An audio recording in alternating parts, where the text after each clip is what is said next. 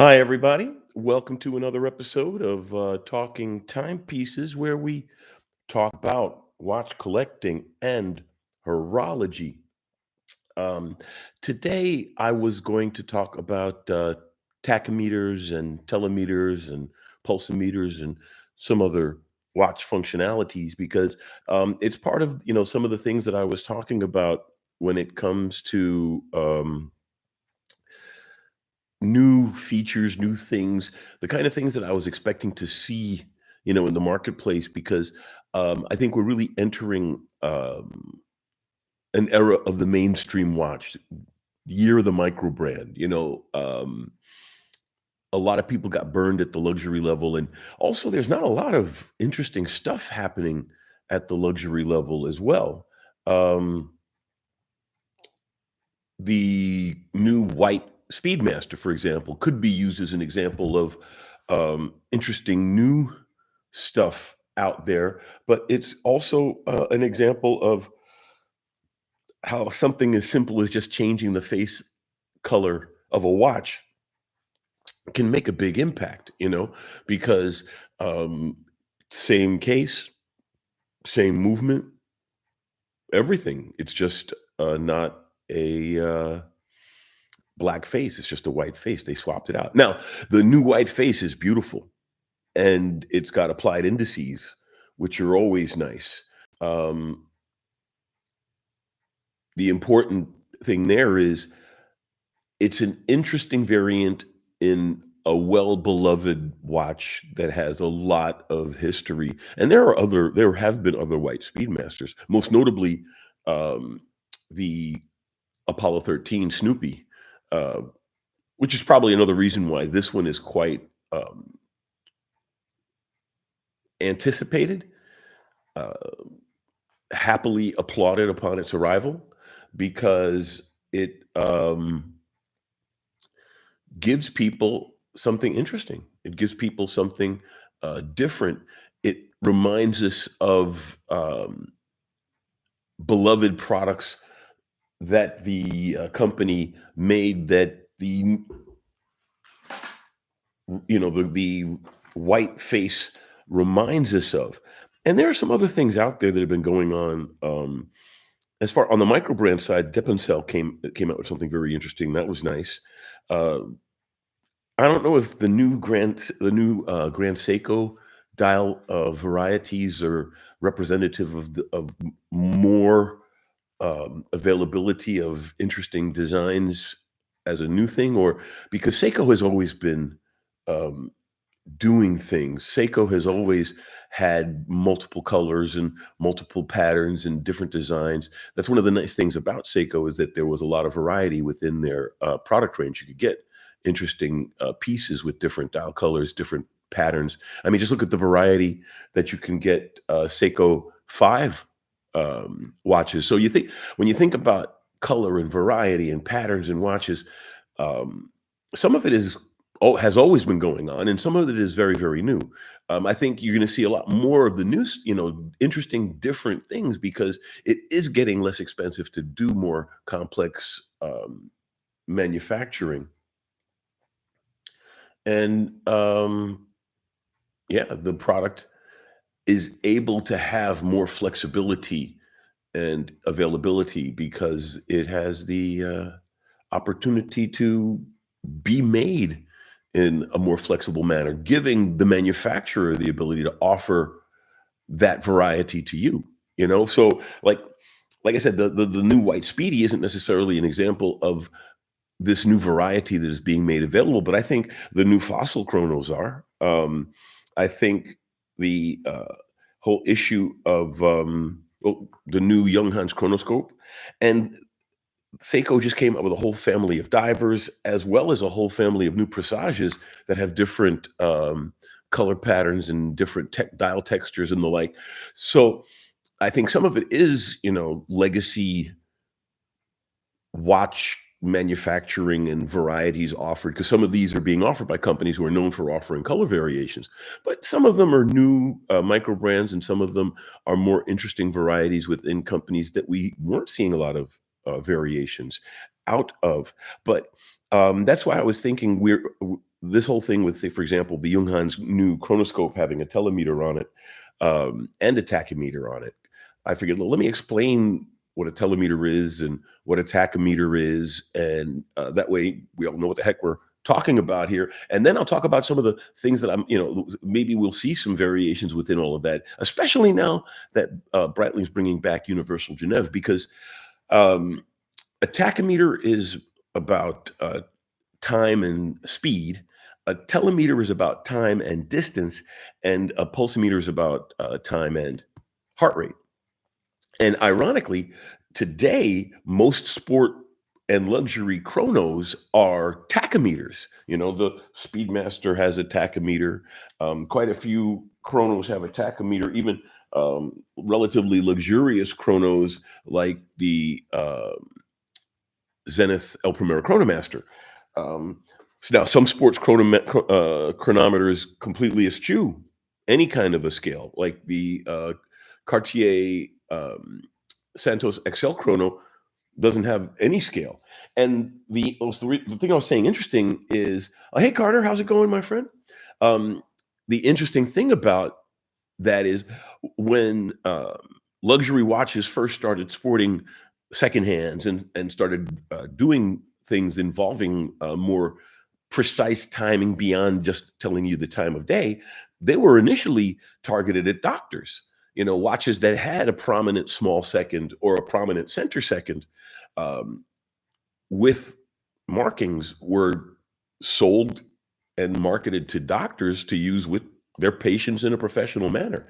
And a pulsometer allows you to, time a certain short period, count the pulses, and then do the math and know what the person's pulse is. So some pulsometers are chronographs, and some pulsometers have no chronograph hand. For example, the German company, the not yeah, I believe it is Zinn.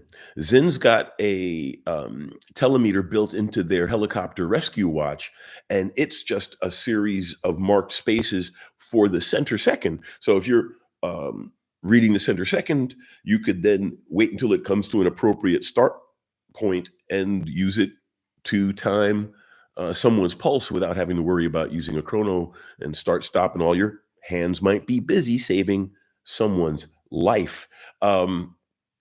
So pulse meters were actually the first meters put on watches at the luxury level, and at the mainstream watch level was more the telemeter, because the telemeter was very, very highly prized during the war. Uh, because especially when you're talking about mechanized war like World War II. Well, World War One essentially killed the pocket watch because soldiers kept took their pocket watches and strapped them to their wrists with leather cases, uh, because you can't fight a war reaching into your pocket all the time.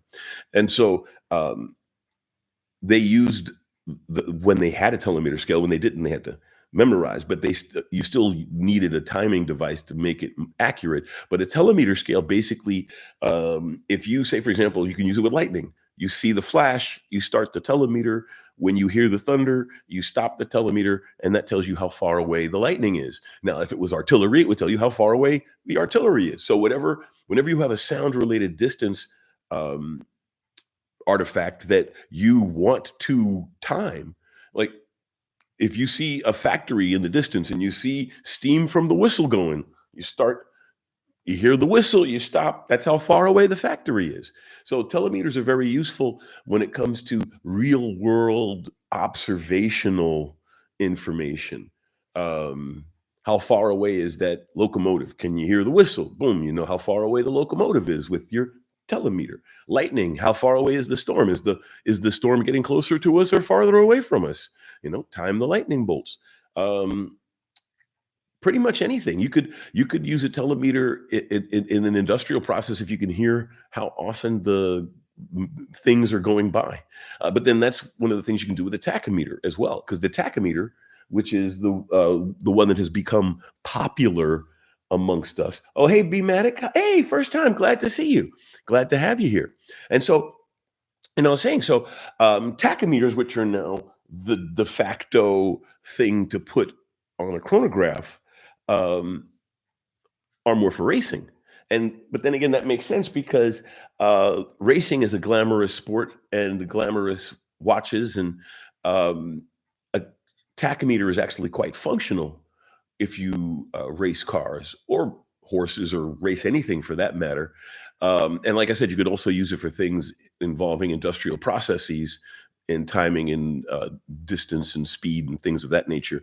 Um, and obviously, or I shouldn't say obviously, I believe, and others do as well, but it's not like written in stone. But the fact that a motorsport watch became the watch that NASA took to the moon ensconced the basic sports chronograph design as the de facto luxury chronograph design. I mean, if you think about it, wristwatch check, we're in my IWC Antoine Saint-Exupéry GMT, but think about, say, for example, an IWC chrono or a pilot chrono, like a Breitling chrono, even, and Breitling went into space. During the Mercury program, one of the astronauts took a Breitling that was modified for 24-hour time for the hour hand. So, interestingly enough, so if Breitling had been adopted by NASA, we would have seen, I think, the mainstream luxury chrono would be a pilot's watch design as opposed to a racing watch design because, um, yeah, fancy takes people and imagination takes people places, and a nice watch triggers that. And so the fact that the watch that went to the moon is a automotive sports racing design kind of, you know, cast the mold, as it were, right? If some other company than Rolex had like, let's say Blancpain had successfully fought Rolex off for the diving watch contracts with the various militaries. I mean, they had several of their own, but Rolex managed to get in by doing some quick and dirty things to the design of the Submariner, as opposed to a ground up redesign of the diving watch the way Blancpain did it. If, let's say, Blancpain had successfully fended Rolex off, most luxury divers would look like a Blancpain 50 Fathoms. The Blancpain 50 Fathoms is actually considered a interesting, novel design, and it's as old as the Sub, but we don't see it every day because a lot of companies don't copy the Blancpain diver design because it's not the diver design, whereas the Sub became the diver design. So most diving watches emulate the Sub design and not the Blancpain design, even though the Blancpain is as legitimate and as much of a legacy of diving watch. In fact, more arguably than the Rolex. Yet the Rolex design is what has imprinted the industry, as it were. And I think that's what it is with tachymeter scales and chronos. The cool chronos had tachymeter scales, um, but it could have just as easily have been pulse meters on everybody's wrists. Let's say Marcus Welby wound up being Mr. Cool Guy in the old TV days, and everybody was infatuated with the watch he was using to save the old ladies' lives. Maybe pulsometers would be hot on chronos, but they're not. However, there are a few watches out there. Omega makes one, Longines makes one, Tissot makes one or made one, where all three scales are on the watch: pulsometer, tachymeter, telemeter. And when I was talking about more colors and more different styles, I wouldn't be surprised if we saw more telemeters and pulsometers and more interesting chronos, because just like you can, draw attention by flashing a different color, you can also draw attention by putting a pulsometer scale instead of a tachymeter scale, or putting both or all three, make it a chrono scale model watch, like some companies, because most of those chrono scale watches are at the higher end of the price range. So if Baltic came out with a bicompact pulsometer or something, I think they'd get some nice interest. What are your thoughts on that kind of thing? Bmatic. As I wear my IWC, maybe I could ask me something. Sure, ask whatever you like. Hey, TH. I think IWCs are awesome. They've named other watches the Saint-Supreme because Antoine Saint-Supreme wrote The Little Prince, and IWC has a thing for The Little Prince. You could say that because they also have several watches named after the book itself, The Little Prince. They have a couple of chronos named after The Little Prince. They have a chrono named after Saint-Supreme, but this is the limited edition GMT. They only made 1,188 of these, and I was just very lucky to come across one in a shop. But I do really like this piece. And if I'm going, uh, let's say I'm going to the States and I'm on a trip and I'm not sure what kind of hotels I'm going to be in, and normally I take multiple watches when I travel. Number one, I take my nicest pieces with me so that way I know that they're not at home, so they can't be stolen. Um, but sometimes I'm traveling and I'm not sure. So if I'm only traveling with one watch internationally, this is usually my go-to one watch because it's a true travel GMT. It's you throw it on leather and it's nice enough to wear with a suit, and on metal, not you can knock around with it. So it's a good one watch for when you're on the road. Um, the only well, I have a couple of other GMTs, but the only other travel GMT I have because ironically, the Breitling Navitimer GMT is an office GMT, a caller GMT. It has a quick set date, and the GMT hand is independently settable. So it's nice to have on a trip, but it's not the watch you necessarily want to wear in the cabin. Um, the other true travel GMT I have is my Nicholas Rusek Mont Blanc. It is a true travel GMT, but it's a little on the dressy side for a one watch trip. Um, Ideally, I would take all three: the IWC, the Breitling, and the Saint-Supreme. I should put them together for a one watch. I mean, for a three watch collection suggestion in a coming week, because they're all GMTs. So when you're traveling, each one is useful. The IWC is more, daily wear. The Mont Blanc is more of a, cool dress watch, and Breitling's a good knock around sports watch.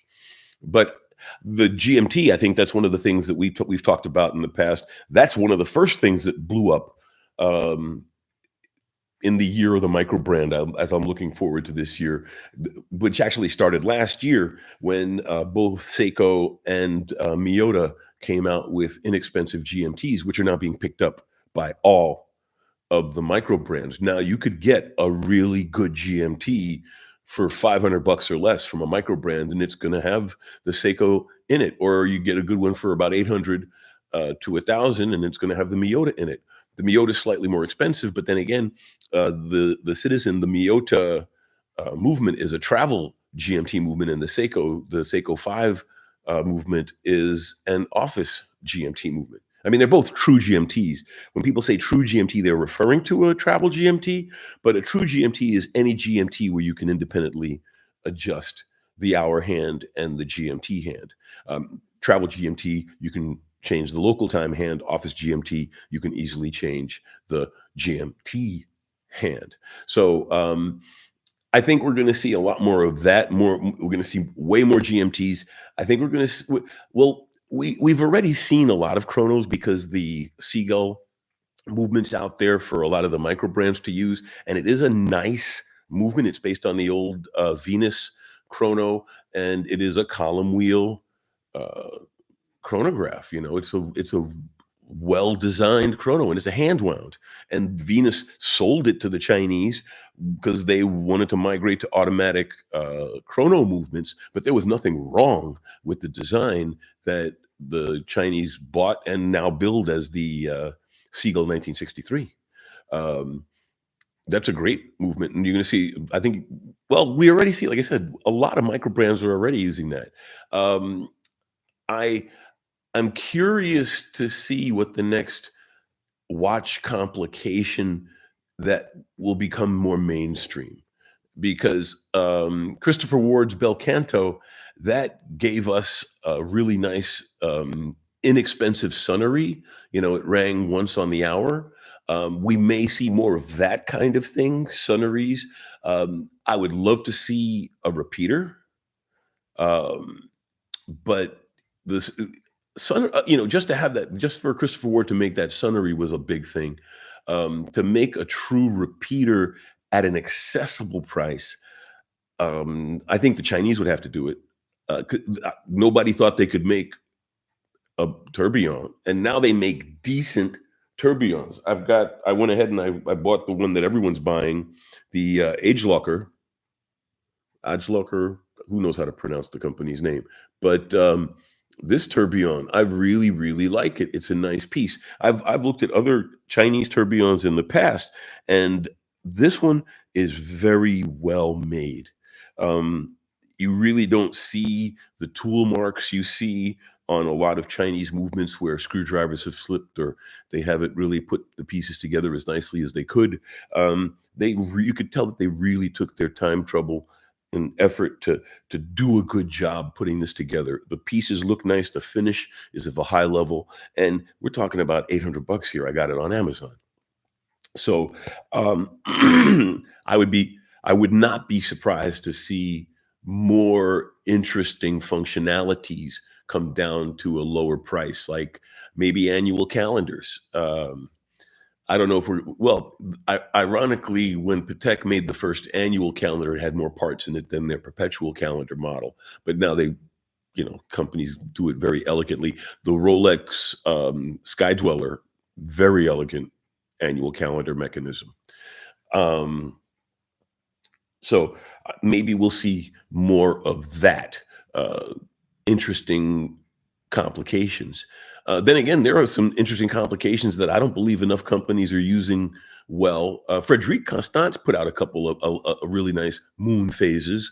I think moon phases are a watch complication that we could see more of, and I'm surprised we don't see more of them. So that's another functionality, another complication I would like to see more of in the mainstream. How about you? What would you like to see? Let's see. BMatic. I bought an IWC 3706 Chrono. Okay, yeah. I believe that has a Value 7750 in it.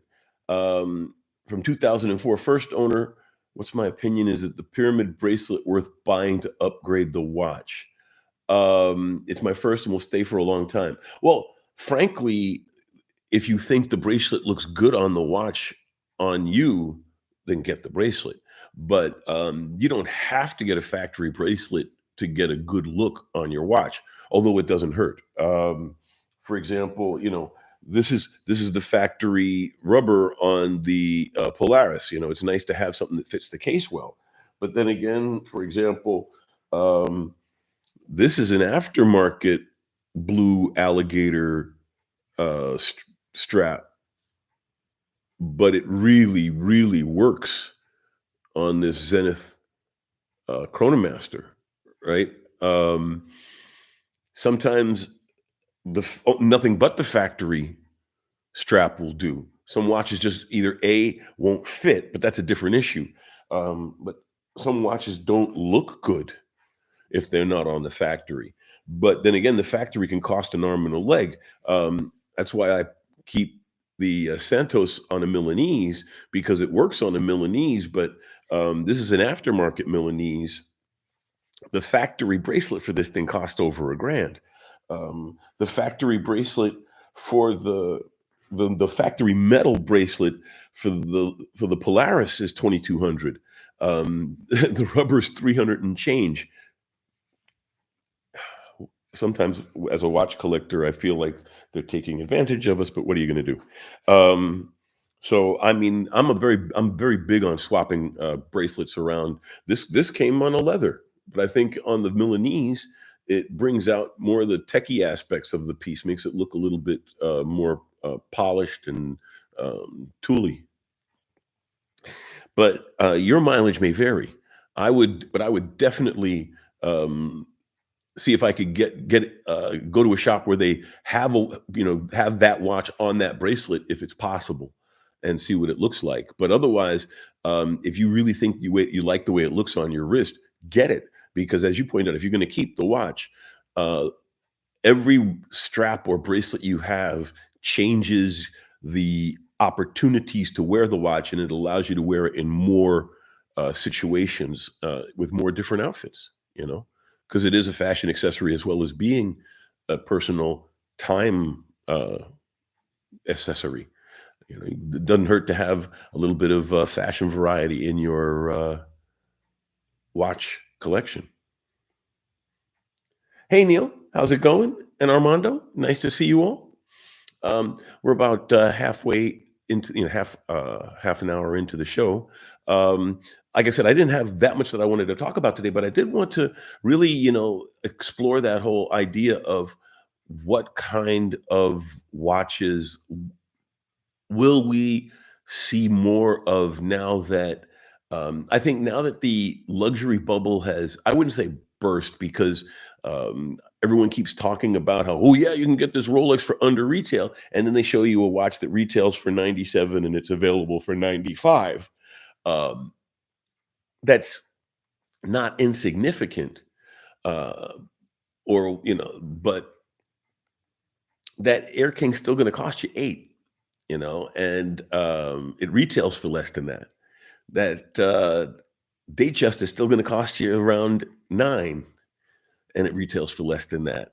That sub's going to cost you no box papers 8, box papers 9 to 10. Also still over retail. So I think Rolex retail is more of a soft floor right now. But because a lot of the speculation has left the marketplace, I think it's given everybody a chance to take a deep breath and look around and think about, is it really worth the markup for a lot of luxury brands? I mean, sometimes I get comments and people ask that kind of a question. Why should I buy that? Usually it rotates around fakes. But it is a good argument. How much of that $50,000 that I'm paying for that Patek is in the value of the piece? In my humble opinion, about 30. Uh, I mean, it is hand finished. There is probably about a 20 to 30% over, markup on a luxury piece. Some people would argue it maybe even 100%. But I would argue that a good luxury watch is worth at least half of its retail price. That $50,000 Patek is still worth at least $25,000-$30,000 in my eyes. Um, it's still an inflated value because now you don't need someone who's trained all their lives to run a Rose machine to get a nice guilloche dial, but it is more elegant to have a human do it than a machine. Um, so it really does get to the point where people are starting to see these machine finished pieces with interesting complications and beautiful designs at significantly lower prices. That's why I was saying in the last episode that I think 2024 will be looked upon as the year of the micro brand, because we're really seeing a lot of interesting new companies coming into the scene, showing off some really nice watches. And some of them are also just showing um, interesting pieces. Like D1 Milano has this really cool pair of watches, one black, one white, that look like they were drawn by a child. They've got the outlines on the watches make it almost look like they're comic book accessories. And that kind of fun whimsy, I think, is important, because watches, there should be a spectrum of watches available, from the unbelievably geeky and cute to the unbelievably staid and straight-laced and boring. Um, you never know when you have to go to a funeral or show someone at the bank you really, really mean business. But you should also have whimsical pieces in your collection. You should also have interesting pieces, things that you wear just for fun. Um, Now, that also is based upon resources, but you can have a nice expensive piece that you wear at the office, and then wear a nice G-Shock when you want to go out and run the dirt bike around. There are a lot of ways to manifest a watch collection, and that's one of the beautiful things about being a watch collector. And I think that, to come back to the original topic of tachymeters, telemeters, and pulsometers, and other watch functionalities and watch colors, I think we're going to see more of that this year. And in the coming years, I think we're going to see more interesting varieties in watches, especially as in the mid range, in the micro brand space, in the area where, Longines, Tissot, Oris, and Mito fight it out.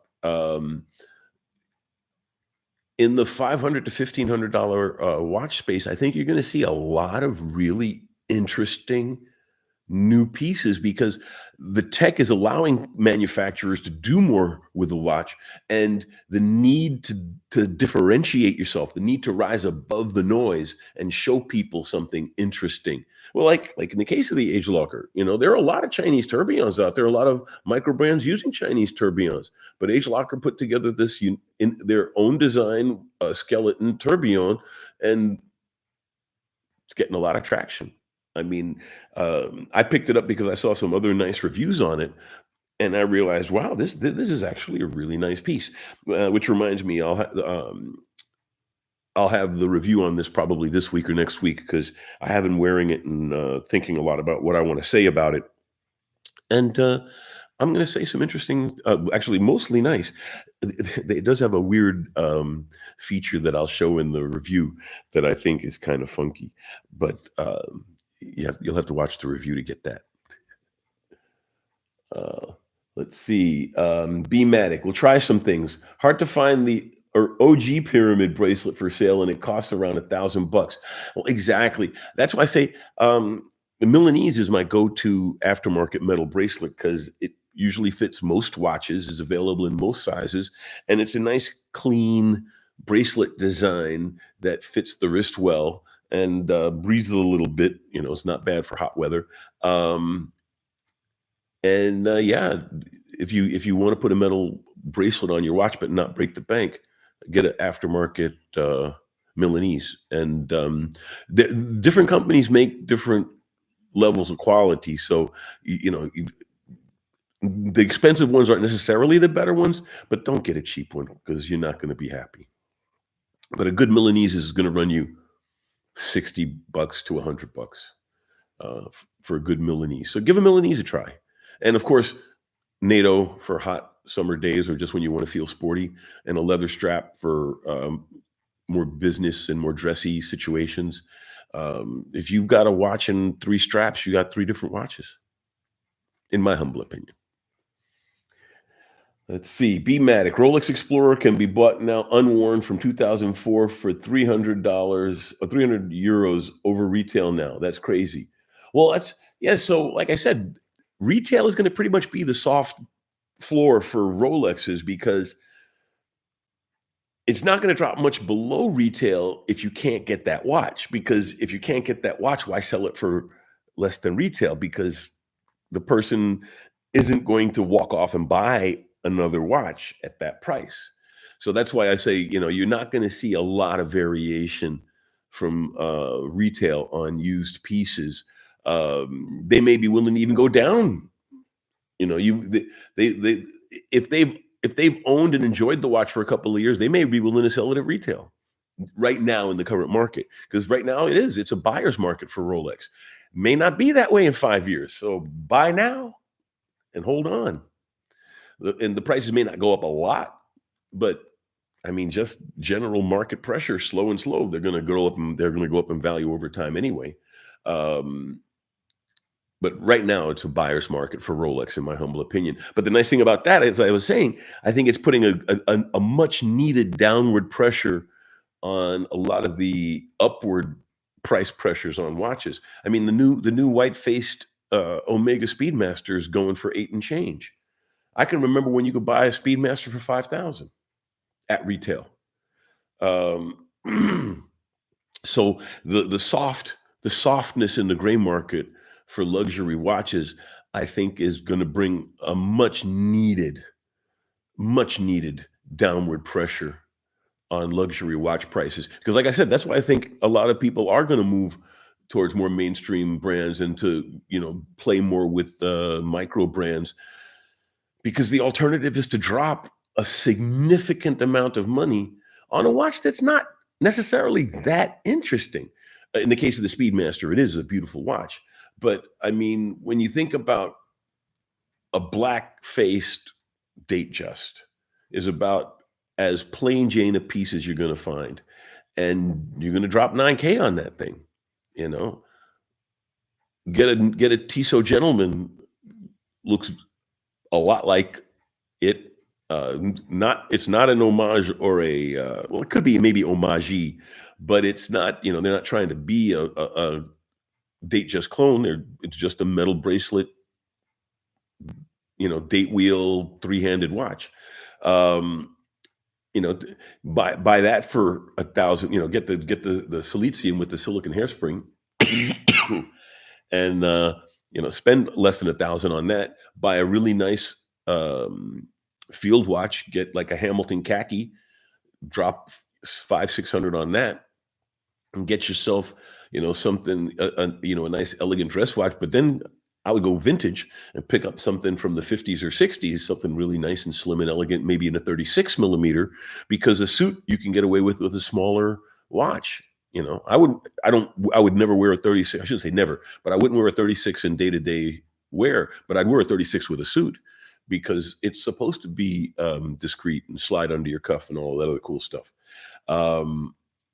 So I think we're going to see, and also the migration back to smaller watch sizes. I don't think we'll ever get to the point where everyone's wearing 34 and 36 again.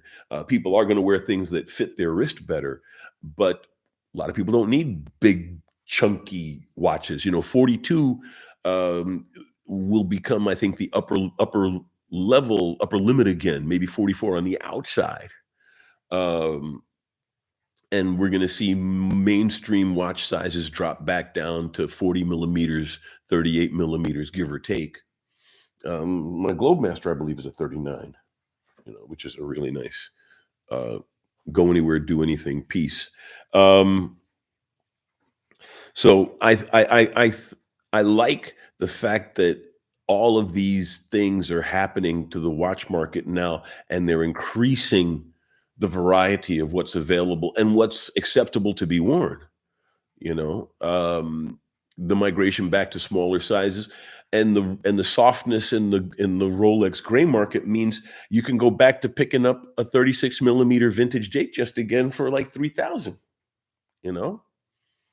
There, the whole downward pressure on the market on the watch prices is a good thing, because I do believe that the prices were escalating beyond the point where the watch collecting community could really enjoy them, because it's one thing to have a bunch of watches that we all look at and drool over, but that's not collecting, that's admiring.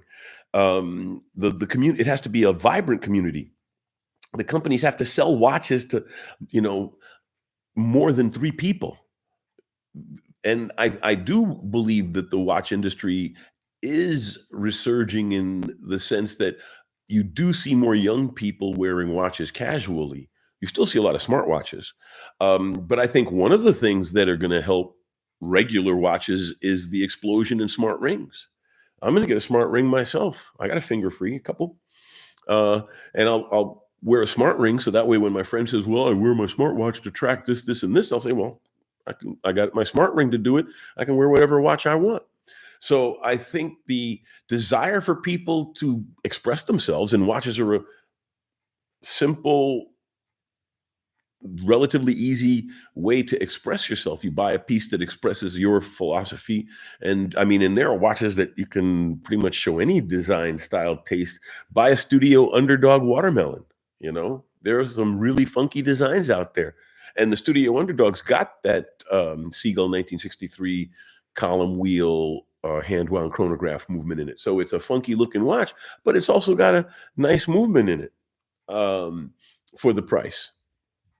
So I think we're going to see more of that kind of Studio Underdog stuff, micro brands that are coming out with interesting, bold designs at reasonable prices, because it's easier to make watches now. So you can get more startups. I mean, look at Erebus, the Just One More Watch guy. I mean, it's not he doesn't own the factory, but the fact that they have the manufacturing capability to make good mainstream pieces. I mean, these aren't cheap junk watches. They're well-made watches. They're just not fancy. So the fact that you can modern manufacturing has eliminated a lot of the cheap junk category of manufactured goods because um, once upon a time you could have a drill press that was wobbly and didn't make a clean hole. Today, if you're buying a CNC machine, the only difference between an expensive CNC machine and a cheap CNC machine is the cheap CNC machine doesn't do as many things. But that hole that it drills is going to be as precise as the big CNC machine, and it'll be within half a micron.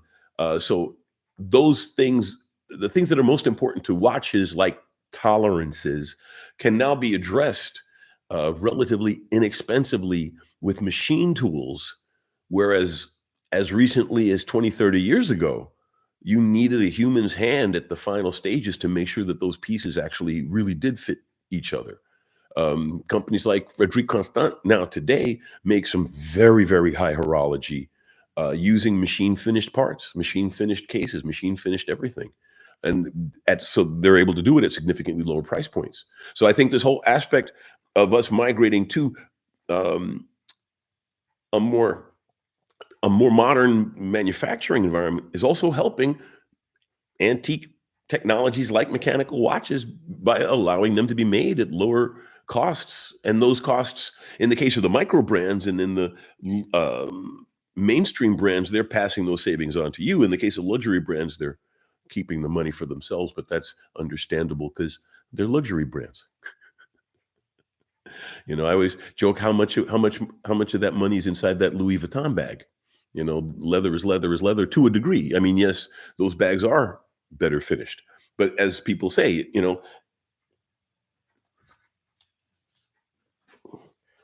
is this Air King really worth 3 times as much as this Nomos? This Nomos is very, very well made. you know?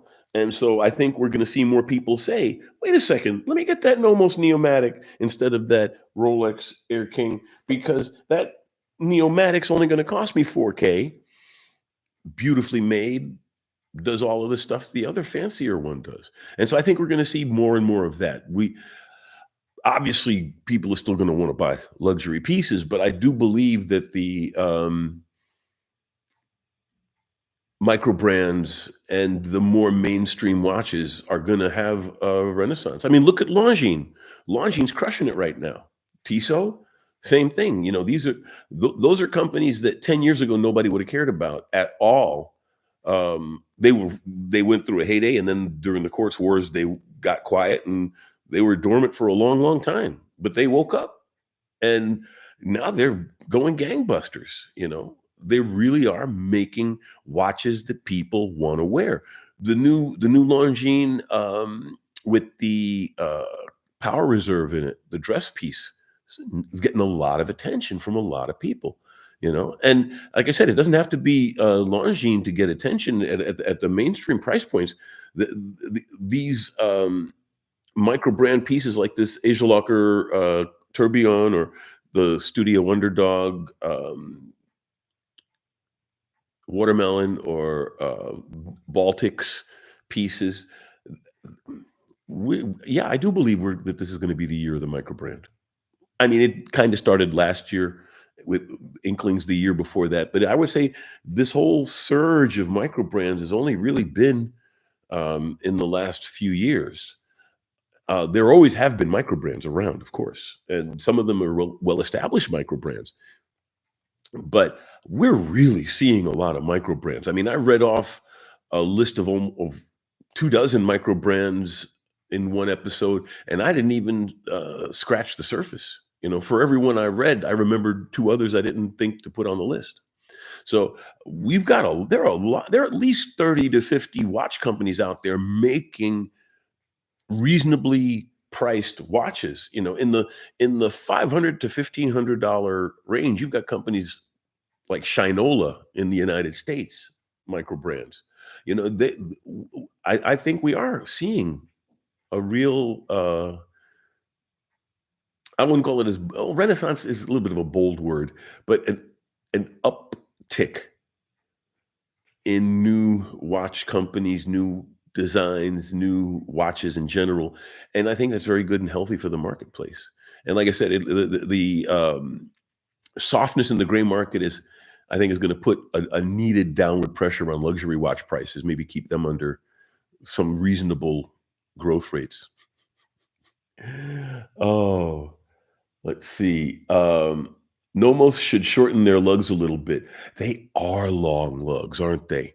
But that's one of the nice things about the Neomatic. At least, the bracelet is not an integrated bracelet, but it's a well integrated. I mean, it's not a integral to the case bracelet, but it's well integrated to the lugs, so you don't really notice the long lugs. But this does have long lugs. That's very true. I don't know if they feel that it's part of their design language or they just like long lugs, but they do. They've got really comically, especially on some of their the club sport designs. But they are nice watches. They really are well-made pieces. Um, but Nomos should. And let's see, where are we? Oh, we're a quarter till. So yeah, those were my thoughts. So I think I'm going to wrap up. Because I've just been rambling about watch sizes and functionalities and the like. But I do believe we are going to see even more and more interesting. And like I said, this new Junghans chronoscope with the telemeter in it, with luck, we'll see some more of those old watch features come back, and maybe hopefully more interesting things like moon phases and other kinds of things. I mean, even something like the power reserve. Like I said, the new Longine's got a power reserve. I think we are going to see more watch functionalities, more different watch designs. Um, and with luck, we will weather this bloated price period, and find more pieces that we can all have fun with. But I think, like I said, I think that's what the explosion in micro brands and mainstream pieces are giving us a bigger choice of cool watches that we can afford to buy. Good time to be a watch enthusiast. I agree, B-Matic. Uh, Lots of new watches, and right, fewer flippers, because now with the softness in the market, there's less of a reason to speculate. Why buy if you can't flip immediately? So I think that's also very healthy for us. So those are my 2 cents for the week. I hope you all have a fantastic week coming up. See you next week. Love you all. Have a fantastic evening as well, and take care of yourselves.